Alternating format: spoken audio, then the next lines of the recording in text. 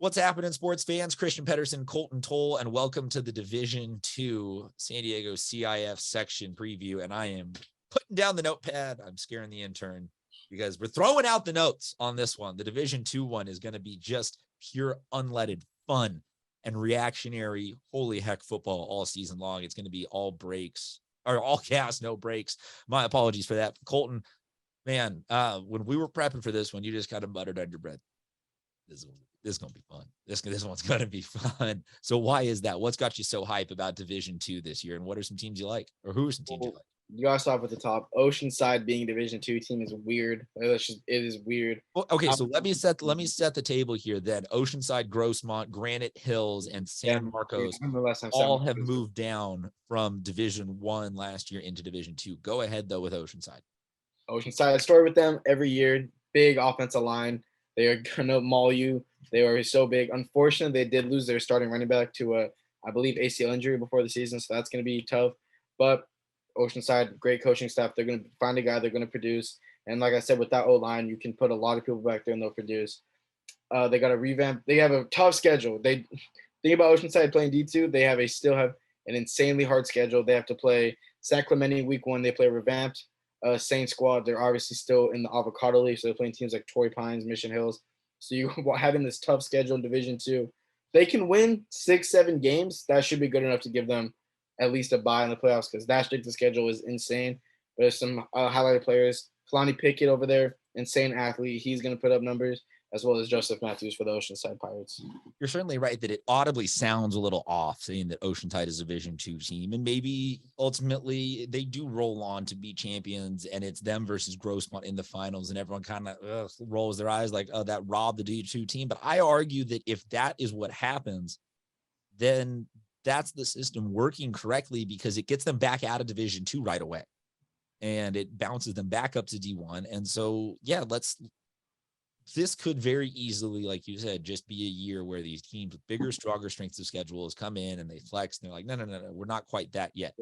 But at the same time, I don't see this necessarily being something where this Oceanside or Grossmont team is like a hands down runaway, just unbelievable, unstoppable delta between Ds 1 and 2. So I think that's going to be competitive this year. You have La Jolla, which was in this Division II championship game, returning from last year. You have Ramona coming in, who was in the Division III championship game last year. So you have teams that have at least had the mental side of the toughness and the experience to get there, as well as having the physical side of the toughness and the skill set. I think that Mira Mesa is a team with some absolute beasts on the offensive end and just enough on the defensive end to, not be overlooked. And that to me is a lethal combo when you're talking about who can, if you can figure it out by week 3 or 4 here, who can go on a run the back half of the season. Colton, I'm hogging the mic though. Who are some other teams that you're excited for? For sure, you got to talk about Central out there. Team that always gets forgotten, but this team that just won a championship a few years ago. And it seems like they're always in that mix. They have developed a winning culture there. They know how to get it done. They have some big time players. This is a team that's going to control the ball. And if you can control the ball, you win games. It's so simple, but it works so well. If you can control the ball against anyone, you're going to have a great shot winning the game. They have big guys such as Artie Estrada and, of course, Skylar Cook, who we've talked about before. Amazing athletes out there. These are guys that are going to give the ball in their hands, good things happen. You give ball to good players, you win games. This is a team that's going to win a lot of games. Could spoil some teams to get a home game against a good team. Got to go out there, like I said before. Never count out Central. They know how to win out there. Let's stay out there and talk about the Bell game, the rivalry between Brawley and Central Union. One of the cooler games. Shuts the town down. Shuts the town down legitimately. Like this is the one time in this section that is not like facetious falsehood. Please know that is a game. If you can't make it out there, find a way to stream it. I'm sure that we will have some opportunities arise. That's later in the season though. But what I want to talk about is that this year versus previous years, this is now a division game. Yes. Also. So, this is easily to say that this is the biggest iteration of the Bell game for this, recent memory at least. But what do you see from Brawley this year? Are they going to be able? I'm getting the sense that you think that Central is a little bit in the driver's seat in this rivalry this year. I think as of right now, yes, but same thing with Brawley. They find a way. They always have a crazy offense. They have they obviously always have huge offensive linemen that can push anyone to the side. This game is simply going to come down to who controls the ball more, and whichever team has the better game plan, I think is going to win that game. But this is a game obviously people are going to favor Central just because they've done the past couple of years. But I would never count Brawley out of a game like this because they know how to win a nail biter like this. San Diego, the Cavers, with a new head coach this year, I'll be curious to watch what they produce. They have a big junior class that has moved up to be senior class that started a bunch of games last year. And I like people that are willing to start a predominantly younger team to give it the experience to let them, grow into it. And I know that wasn't coach's decision because he wasn't here last year, but that's what he's having to deal with is instead of trying to replace a bunch of parts that we're still figuring it out last year, he's riding with his guys. And I think that they could be an already battle-tested type team that's able to rattle off a couple of big wins early in the season. You also got to look at Santa Fe Christian. They might have lost a decent amount of signature offensive numbers to graduation, but I think that, they're like Bishops and Country Day in previous division discussions.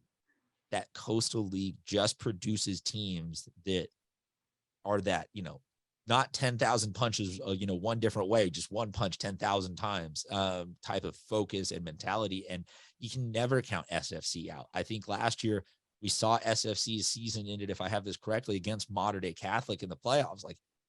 And that Mater Dei team went on to very easily win a SFC's got a lot of really, really good athletes. So I definitely consider them at the very least to be a team that plays major spoiler and gets themselves a good spot, if not be a team that's in the driver's seat.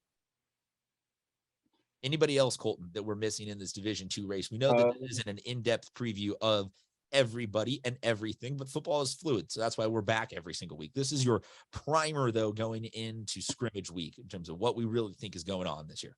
Excited to watch Matt Cormel. Obviously, Coach Westing, his second year with the team, moving up from D3, losing a lot of guys like Jaden Virgin. They got a new quarterback, senior, Josh Bell. They're really excited about him over there. Big kid, big arm. They got some linebackers, Colson Montgomery, Ronald Piercy. They love their defensive coordinator, Deontay Lee.